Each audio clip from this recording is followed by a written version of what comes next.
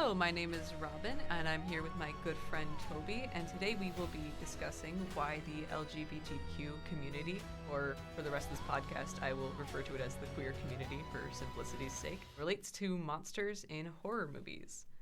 My first question for you is, why is this important to you? I would say this is important to me because, as you know, I'm also part of the queer community, and I would say I'm an avid watcher of horror movies. I watch them very often. I wouldn't say every week, but practically every week. And I feel that not only does the queer community, but also horror movies get like a bad rap of being like bad for society, I guess, and not viewed positively. And I feel that we need to change that perspective. I think that is very interesting. Do you have a favorite? I don't know. I like all types of horror movies. I don't really have like a specific subgenre of it. So I guess just the genre in general. That leads us to our next question, kind of. Why do you think that monsters have resonated so strongly with queer audiences? I would say that like monsters in horror movies are seen as like against society or kind of like alienated, which in the queer community a lot of people do either feel that way or kind of have this negative like view in society. And so when those in the queer community like reclaim, I guess you could say, like monsters, it kind of like makes it seem like more positive and like self-acceptance, I guess. If you had a monster character to represent you, what monster do you think you'd choose? Oh, that's a good question. I'd say probably Frankenstein, because I know that like it's technically like not really like a monster, I guess. In the I count it. Like it could be seen as kind of like creation and like figuring out who you are, because like a big part of the book was like the monster finding out who he was, which could it connects to my personal journey a little. So I'd say that would be the best connection. I think that's really cool. I would choose werewolves specifically because I want to be a wolf. That's so real. My super deep reasoning for that, I know. All right. And next question is, do you think that there's any misunderstandings about the connections between monsters and queerness?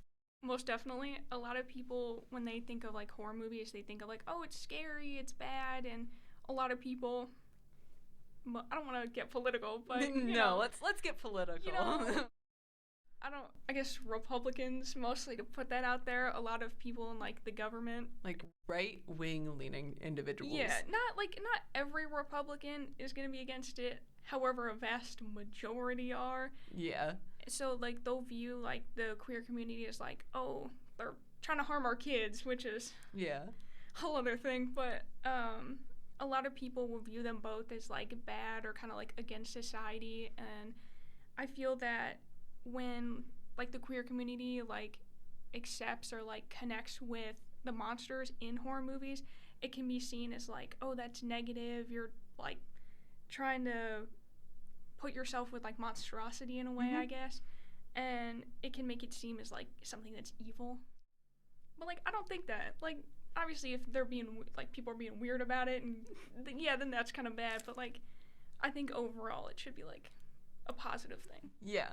For me, I think about a lot of the queer communities back in the 80s and 90s, like the sort of like goth subcultures being like roped in with like school shooters and things to that effect, mostly for just like not being understood. So I feel like there is a aspect of that in the monster movies, right? You know, it's like how you said in the 80s and 90s, like people who were into rock and roll music were like labeled as Satanists because they didn't like jazz music or something.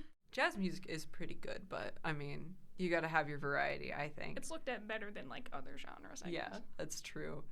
And are there any media sources that particularly speak to you as being important in this context? Kind of how I said before, like how I connected with like Frankenstein, I guess, like that would be a good like movie and book. There's many adaptions of movies. Yeah. The book is probably better, but still technically monsters, so. I would say like the book and multiple movies, it like goes through like themes of like creation, self-identity, and like kind of like alienation in society, which again many people in the queer community like feel. And by having the like community like reclaim like the Frankenstein's monster, I guess, it can get them to kind of like feel self-acceptance in like a way, not seeing themselves as like a monster, but like as in like figuring out who they are and like going through their own journey despite how like society seems to be like against them. So I have seen a couple people who will get like vampire fangs like permanently installed and stuff. So I think that's pretty rad. Kind of a commitment, but I'm a fan of vampires, but not that big. Yeah. Oh, for the last question, another like cult classic, I guess, would be the Rocky Horror Picture Show. Yeah, I've heard about that. I haven't watched it. If you wanna, haven't watched it either. No, you haven't. Okay, I was about to say because like if you wanna, from what tell I me know, the plot. It's a lot of like kind of focuses on like gender fluidity, and while it's not like monsters in the typical sense, it's still kind of like it is called the Horror Picture Show. It has like a slight horror aspect to it. It's more like I don't know, like people are bad kind of thing, and instead of like, oh, there's like a zombie after you. So like it's used as like a cult classic though, and a lot of like people in the queer community either like talk about it or have seen it in some aspect. So I guess I wouldn't say I connect with it so much, but like I don't know where I wanted to go with this, but like no, it's okay. People in the community keep going. like tend to like associate positively like with the movie. Yeah, and I could see that a lot. All right. Well, it was awesome having you. It was awesome. I'm shaking his hand, but you can't see it. Yeah, this concludes our podcast. Please give me full credit.